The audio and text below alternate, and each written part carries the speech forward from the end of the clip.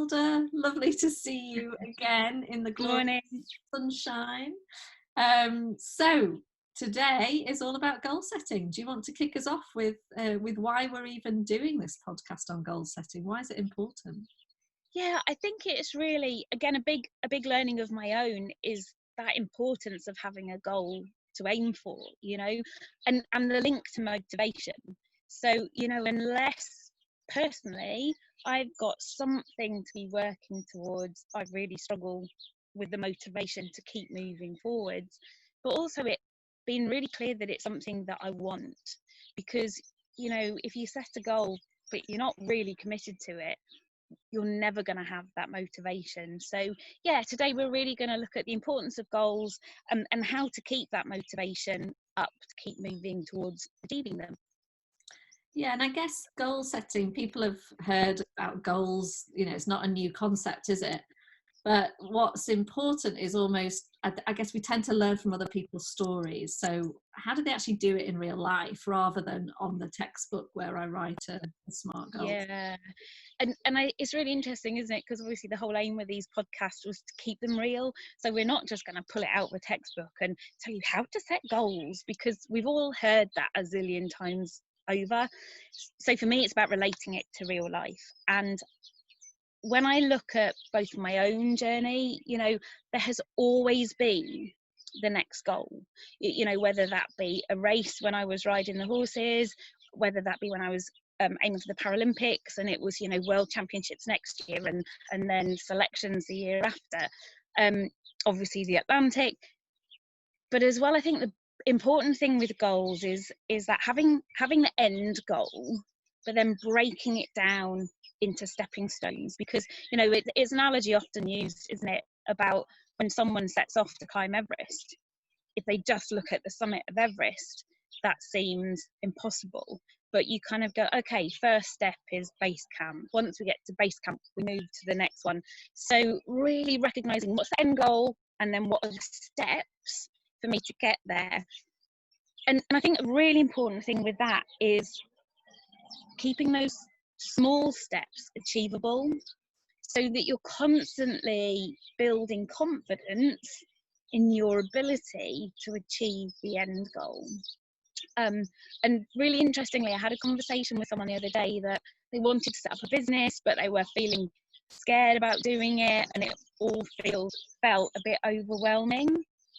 But when we actually broke it down to, do you need to aim for the end thing, like a multi-million pound businessman now?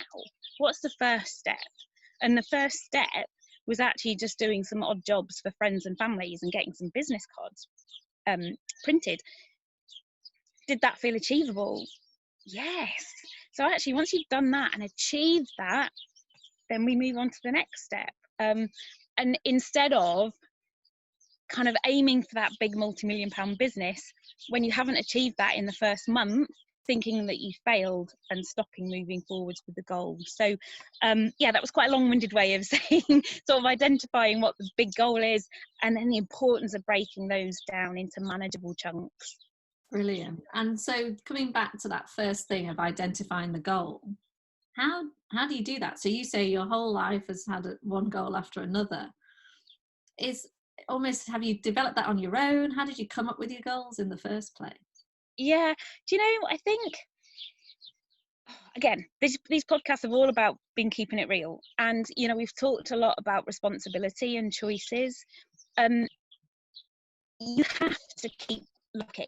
If you sit and wait for the goals to come to you, the chances are you're going to spend a long time without the goals.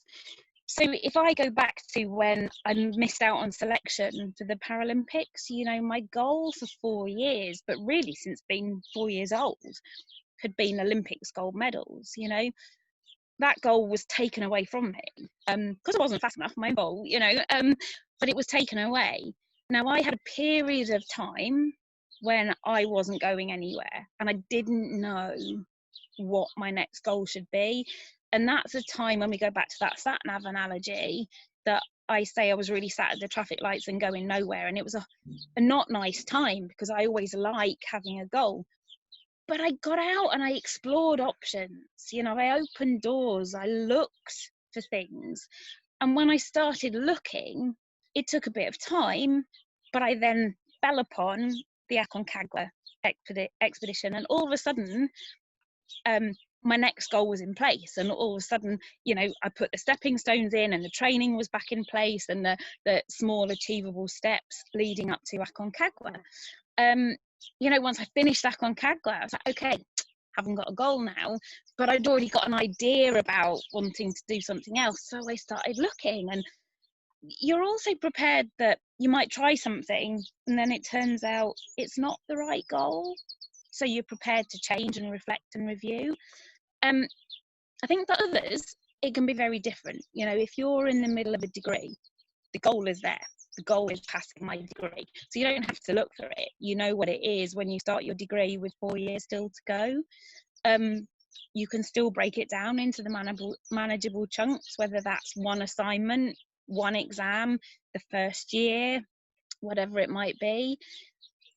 But that one's very set. So I think we all have lots of goals, don't we? We have the big goals like jobs, home, relationships. We have smaller goals like challenges, sport, hobbies, whatever it might be. So I think there's some that we have more control of than others, but it is about taking responsibility, looking at what you want in your life. If I can just give another little example, Rachel, if you imagine a bucket and you fill that bucket with tennis balls, is that bucket full? That's a question. Is it full? Sorry, yes, I assume it is. Yeah. Well, it might be full with tennis balls, but there's still gaps in it, isn't there? So you can then put, let's say, marbles in it. So you fill all the gaps in that bucket with marbles. Is it full? Well, yes, it's full with tennis balls and marbles, but you could still fit sand in it. So then you fill the gaps with sand. And you know what? You can probably still put some water in it, even when all the gaps are filled with sand. You know, then the bucket is full. So if you think of life being like that bucket, you have big goals like the tennis balls, you have smaller goals that are marbles, and you have even smaller goals like the sand and the water. But all of them together make up for a full life. So sometimes the big goals are either out of our control. You know, a lot of the time people can't, they might want to buy a new home, but until they've saved up enough for the deposit, they can't move forwards with that. So they're doing everything they can to move towards that big home, but they can't do anything else about it. Okay, so we can't work on that tennis ball right now, but can we work on a marble? Well, yeah, I'd actually love to learn to play the guitar. Okay, cool. What can you do to learn to play the guitar? And then you put the stepping stones in place. So really recognizing that we've got big goals, smaller goals, tiny little goals, but they're all really important to make up a full and fulfilled life. Yeah, and I guess what I heard you share there is that you don't necessarily know straight away what your goals are, but what you do is decide on a question like, what's next for me? And you just start looking, and then eventually it lands. And it's interesting because when it lands, like, oh, I'd really like to learn to play the guitar, you get this real sense of energy and purpose the minute you've nailed it, the minute you sort of say it out loud. You just feel different, don't you? And that really comes down to that key word of motivation. Because when you nail it, when you get the right goal, you're motivated because you want it, you know. So I set myself a goal during lockdown that I was going to learn to play the guitar. I'd started, but I said, okay, I'm going to do 20 minutes guitar time every day. You know, I've done it some days, I've not done it others. So that tells me that it's a goal that I kind of like, but I'm not really driven, because if I was really driven, I would be doing it every day. You know, my training, I've set myself the goal, I'm doing it every day, whether I want to do it or not, because I'm really motivated towards it. So I think you're right. When you nail it and you get the goal that really matters to you, you'll know it's right, because the motivation will be there. Although sometimes we do just need to kick up the bum. You know, it's a bit like, take that responsibility, get off your backside and make it happen. You know, so it's not an excuse. But if you're not feeling motivated to go, oh well, this isn't the right goal, so it's okay for me just to sit on the sofa and do nothing. You know, I think it's really important to say that it still takes time and effort to make those goals happen. And sometimes people might not define a goal because they don't want to then be held accountable to achieve it. So it feels like a big responsibility, doesn't it? The minute I say I'm going to play the piano or learn the guitar, everyone's expecting me to, and now I've got to go ahead and do that. And that's I think a really big one with that is losing weight and reducing alcohol intake. You know, so a lot of the time people say, I want to lose weight, but if that means they actually have to stop eating chips and crisps and chocolate, or actually I'm not that motivated. But I think then it's important to identify, why do you want to lose weight? Because if it's important to you, you will stop eating crisps, chips and chocolate, you know. So it comes back to those questions that I think we've talked about before. What are the consequences of doing it, and what will that bring me? What are the consequences of not? So, you know, if we were talking around the weight issue, and it's what are the consequences of doing it? Well, if I lose weight, I'll feel better about myself, I'll have increased confidence. With increased confidence, I might feel in a better place to go to that job interview or enter into that relationship or go to the gym. Actually, that would then lead on to this, and wow, actually the outcome of me losing weight, that's pretty significant. Do you know what? I will stop eating crisps, chips and chocolate. But if it's kind of, what are the consequences of not? Well, I stay fat, I still have low self-esteem, it doesn't give me the confidence to go to that job interview, relationship, go to the gym. That means things stay the same or go downhill. Wow, what do you want? You know, it can really help to identify what's your motivation behind the goal. Ultimately, it's about taking responsibility. If you want that goal to happen, it takes time and effort. You know, if you sit on the sofa, it's not going to happen. Yeah, and I guess one way I've seen people do it, and it's worked, is they've almost brainstormed all the possible goals. So I want to lose weight, I want this, I want that, I want that. And then they've looked back and gone, but what's out of those, which is the one that really I feel motivated by?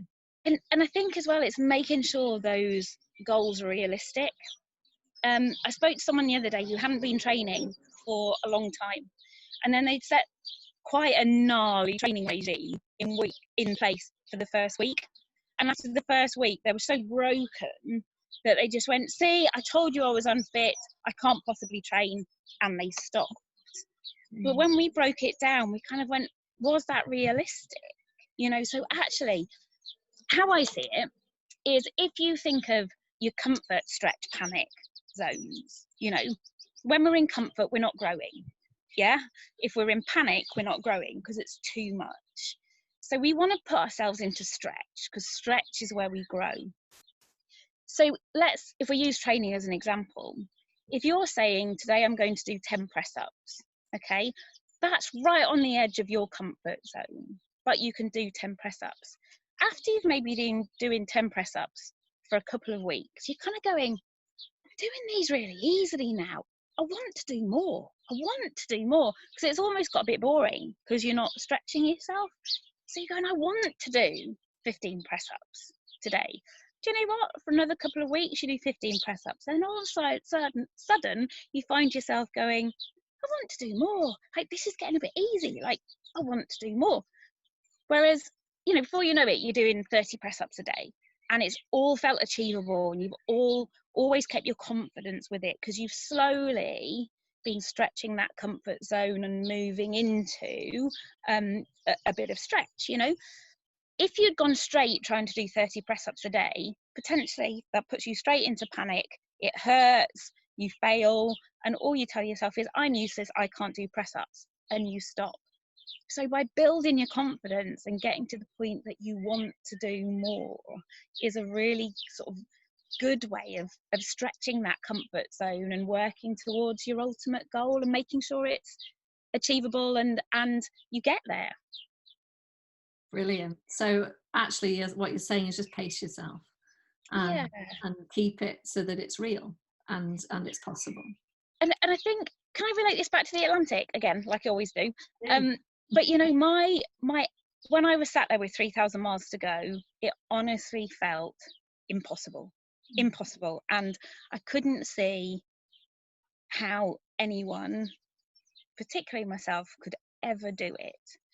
So I ended up setting myself daily goals. And it had to be daily because it was dependent on the wind. There was no point saying I'm going to do 50 miles a day, because if the wind was blowing in the wrong direction, that was never going to happen, you know.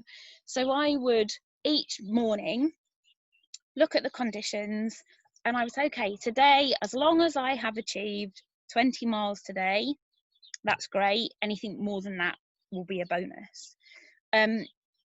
You know, if the conditions were great, I'd say, right, today I'm going to go for 50 miles, you know. So I'd have a really daily goal. I'd also then have a sort of mid goal.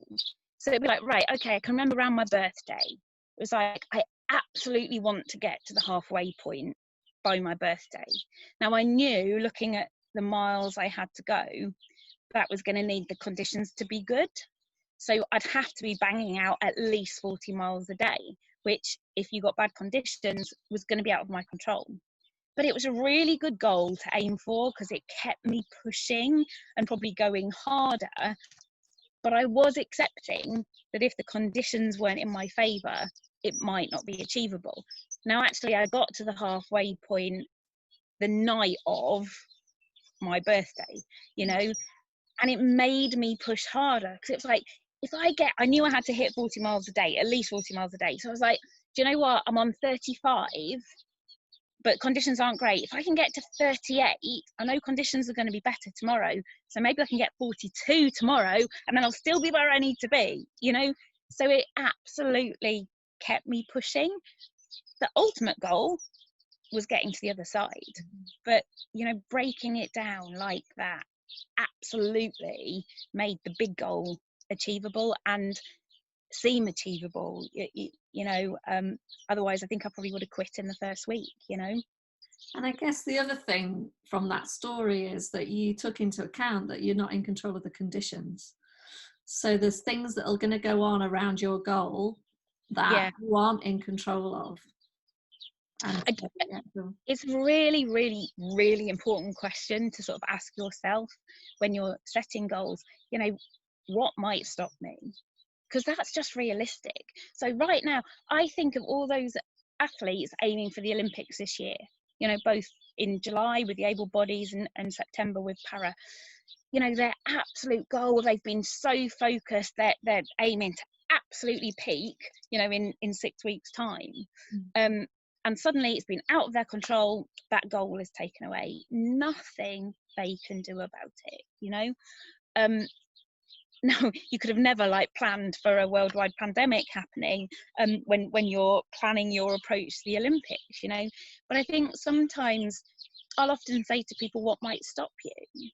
Well, you know, my dad's really ill at the minute, so actually if I need to go and help with my dad, I won't be able to do that. Another girl I was speaking to recently, during the lockdown, she's been helping look after her little sister. So she's got a load of uni work to do, but reality is she's not getting as much done because she's having to stop and look after her sister because they're all on lockdown. So it's okay, like, it's all right if things happen, but identify that's not you failing. They're just things that might stop you, that might be barriers. How do we then remove those barriers or work around the barriers? And that's the key. It's not about letting those barriers stop you, it's about recognizing them and working a way around them. Yeah, and I think even asking that question, what might stop me? There could be conditions out of your control, but there's also, it tells you to remember the things that are in your control as well. So what might stop me is myself and the fact that I don't like getting up early in the morning, or whatever that is. So it's always two-way, isn't it? It's what might stop me, which is out of my control, and what might stop me, which actually I can control and I can do something about. Yeah, and I think I've talked about David Goggins before. You know, I love his book because his whole thing was he'd got physical goals in place, It's like, okay, if I just get up half an hour earlier, then I can fit in an extra 30 minutes of physical time. What's more important to me, 30 more minutes in bed or getting up and getting that done? So you're exactly right when you say that, Rachel. You know, if you're getting stressed because you're not getting uni work done, you're not exercising, you're running out of time to do everything, well, sometimes, okay, I will just get up half an hour earlier, or I'll cut my telly time down by half an hour, and actually that's under my control and I can take action to deal with that. And that's back to the responsibility side of things. So again, a really important point. And it's making me think about choice as well, isn't it? So we have a choice to set a goal or not set a goal. So we know if we set a goal, we might be more likely to achieve it and get what we're wanting in life. But we have a choice at every stage as to whether we keep moving towards that goal or whether we decide to give it up. It's still our choice, isn't it? Whether we decide to amend it, whatever. So how is that? Have you got any stories, I guess, Kelda, on that sort of having to change your choice or choose differently? Or yeah, I think two things really from what you've said there, Rachel. The first one is, it's like going off on a tangent, but about that accountability. You know, so actually telling someone you're going to do the goal, writing it down and sticking it on your fridge massively increases the chance of doing it. I can always remember when I decided to row the Atlantic, I always had a get out clause until I told people. Once I'd told people, once I'd put that post out on social media, it was like, oh God, now I'm answerable, you know.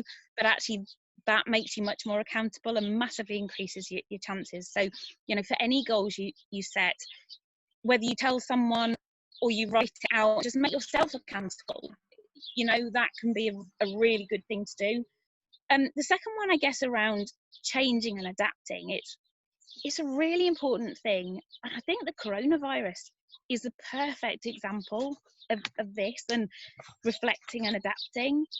You know, when we first came into the coronavirus situation, and I'm going to relate it to climbing out, you know, we adjusted our programs. We realized that we weren't going to be able to run programs in April, May and June, but we were like, right, we're going to go for July and we're going to do this and we're going to tweak it, we're going to adapt it. Our goal is to be started in July.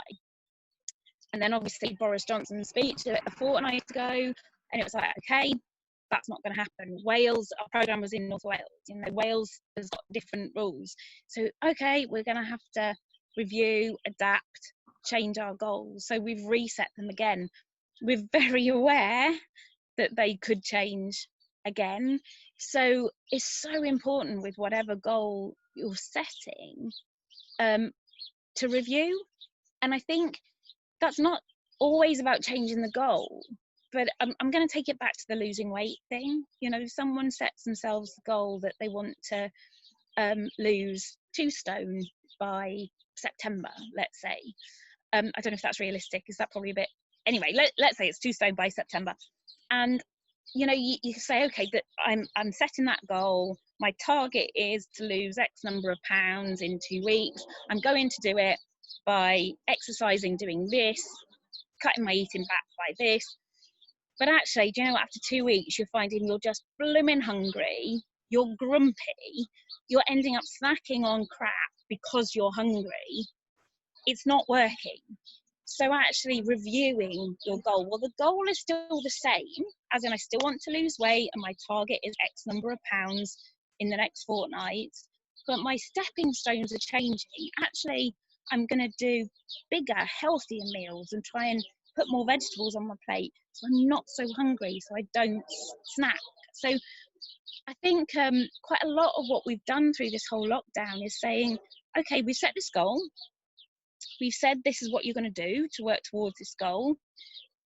Try it for 7 days, you know, then have a little review, a tweak. What's working? Okay, that's working, so I'll keep doing it. That's not really working, so I'm going to just adapt it a little bit. I'll try it for another 7 days, and then I'll tweak. So I think it's not being scared to be flexible. You know, it's not that it's not working. It's just, and I guess that was massively a big thing with the Atlantic. as well. And that was around my routine, but you know, I knew my routine was going to be the thing that would enable me to just take one day at a time, break it down into manageable chunks, you know. But as I've said before, it took a long time to work out what the right routine was that worked and enabled me to just take those manageable chunks, you know. So it's a very dynamic sort of process, goal setting. And dynamic's quite an exciting word, isn't it? It's great because it's like, you know, it's fluid, it's changing, new opportunities might come up, you might find some things easier, so you want to do more. It might go faster than you thought, it might go slower than you thought, and we can just adapt and be dynamic around it. That's great. Yeah, and I guess that makes me think, well, let's just remember what the purpose of setting the goal was in the first place, you know, and so that we're not doing it for everybody else, or doing it because we said we'd do it, or, you know, like becoming a slave to the goal that we set that we no longer want. Actually, if beneath it all our goal is to get out more and get out more exercise, then, you know, let's remember the essence of that goal, even if we then put some milestones in which feel different. The other thing I was just going to share on that is that, you know, that accountability thing. So I feel like, oh, I could never say I'm going to row the Atlantic because I'm too scared right now. Like, that feels too scary to say. And so I don't say it, and then eventually I never do it. Yeah. Or I say it and I say, this feels scary, I don't even know if I can do it. Yeah, but I'm just going to say it out loud. Yes. And then in my journey towards figuring out if I can do it or not, I'll either do it or I won't do it. But either way, I'm going to learn stuff about myself, aren't I? I'm going to change and move on. Hugely. And do you know what really surprised me? Before the Atlantic, it was a couple of weeks before I left, and I was proper pooing my pants about it, you know, and I honestly, I didn't want to go. I didn't want to go. And someone who'd done an awful lot to support me, they'd help me with my rowing, they'd help with fundraising. They were from a rowing club down in North Wales, and they'd got the whole club involved. They'd been amazing people. And when I said to them, they said, no one would think any the less of you if you didn't do it, Kelda. And that really surprised me, because I thought everyone was, you know, like, well, she's got to do it because we've done this, this and this, you know. And this helicopter's coming back, Rachel. I was just like, okay, it's going to come straight above me again. Sorry. Yeah, just remember where you are. So where you were was, no one will think anything less of you. Yes. That really surprised you. Yeah.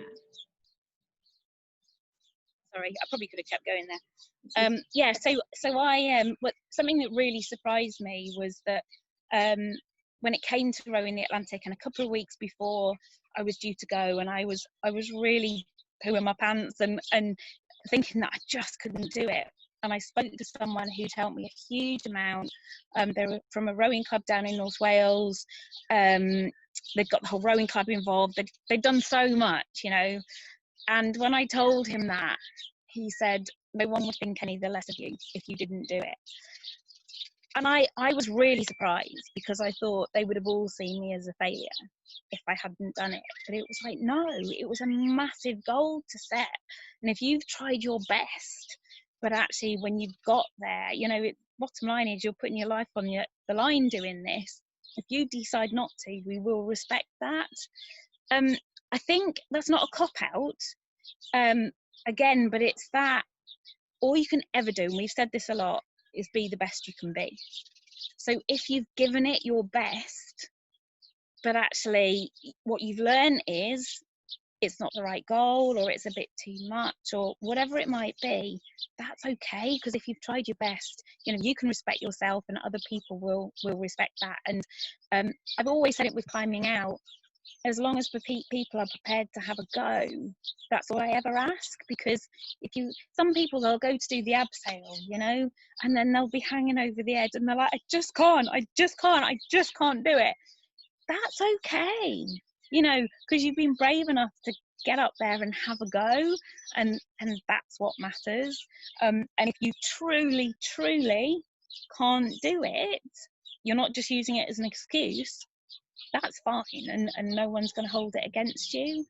Interesting how that's almost the final test, isn't it? So the minute someone says, no one will think anything less of you, or it's okay if you don't want to do it, you then have to figure out, do I really want to do it? I'm no longer doing it for everyone else because they don't mind. And in Yeah. some ways, I'm more motivated then to do the goal, aren't I? Because I'm either going to do Yeah. it because actually it wasn't about them anyway, it was about me. Well, it's really funny that you say that. So from what I've just said about the Atlantic, and I've said it a number of times as well, where, you know, when I was out in La Gomera before the race start, I was waiting for something to happen to give me the excuse not to do it. And it actually did happen. So 2 days before we were due to start, my AIS broke, and the AIS is the piece of equipment that sends out a signal to alert you of other ship. So if you're going to get run over by another ship, basically, if it's not working, you can't start. So I kind of went, yes, you know, here's my reason not to start. And then I went, hang on a minute, I really want to do this. And it was a great test, in that suddenly you realised, all right, I was scared, all right, I was overwhelmed, all right, I felt like this was a massive challenge. But actually, when I did get that chance to back out of it, I realised how much I actually wanted to do it. And so you're right, it is a good little test. You know, maybe it's a good question to ask. How would I feel if this was taken away from me? You know, is it total relief? Let's go and have a few beers and then jump on the ferry home, or is it actually, I'd be really sad because this was a big goal, you know? So yeah, it's a great little test to yourself, isn't it? I love you sharing that. That really does keep it real, Kelda, because we don't hear those stories of everybody out there about to do something big and wishing and praying for something that would stop them having to set off. So thank you, because of course that's exactly how I would be. So thank you so much. Let's bring this to a bit of a summary then, Kelda. What are our final thoughts around goal setting? What else would you like to say? You know, I think it's really just about identifying the need for a goal, big or small. So they can be big tennis balls, life goals, or they can just be little things that help life be complete and make you happy, you know. And then really identifying what that end goal is, and then working out the small manageable steps, achievable steps that keep your confidence up, keep it achievable, and just those stepping stones towards the final goal. And I think the third thing is motivation. Work out, why do you want to do it? If I can finish with one other little story, which I think sums it up brilliantly. I can remember I was working at Battleback with the military one week, and I'd been training really hard. It was leading up to the Paralympics. I'd done a massive session in the gym, and it was apple crumble for pudding, and I really like apple crumble. So I was like, do you know what, I've just done a massive session in the gym, I'm going to treat myself to some apple crumble.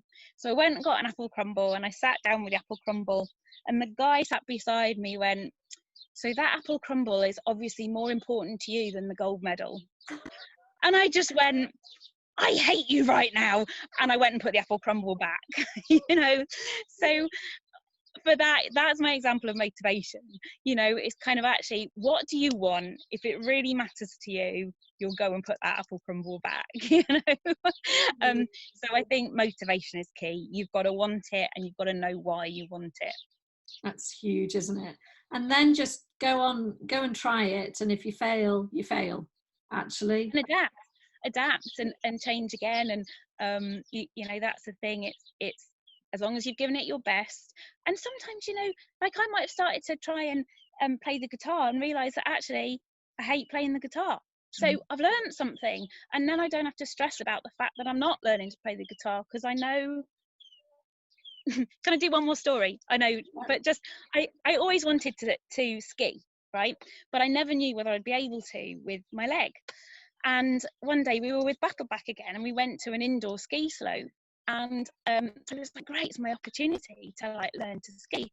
I put the ski boot on, and within about 30 seconds, I realised my leg could not be held in a position in a ski boat. It was excruciatingly painful. I was nearly throwing up, and I was ripping the ski boot off, you know.